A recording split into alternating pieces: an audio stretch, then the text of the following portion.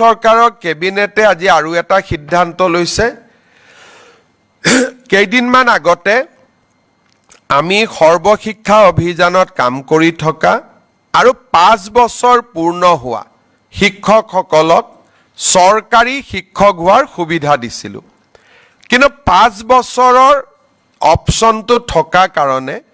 বহুবিলাক শিক্ষকে এই স্পেচিয়েল ৰিক্ৰুটমেণ্ট ড্ৰাইভৰ সুবিধা ল'ব পৰা নাছিলে তেওঁলোকে আমাক আবেদন কৰিছিলে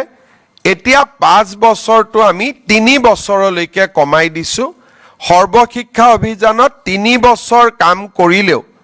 তেওঁলোকক আমি সৰ্বশিক্ষাৰ পৰিৱৰ্তে চৰকাৰী শিক্ষক হিচাপে আমি পুনৰ তেওঁলোকক নিযুক্তি দিয়াৰ ব্যৱস্থা কৰিম এই দুইটা আমাৰ শিক্ষক শিক্ষয়িত্ৰীসকলৰ বহুদিনীয়া ৰিকুৱেষ্ট আছিলে আজি দুইটা ৰিকুৱেষ্ট আমাৰ কেবিনেটে গ্ৰহণ কৰে আৰু আমাৰ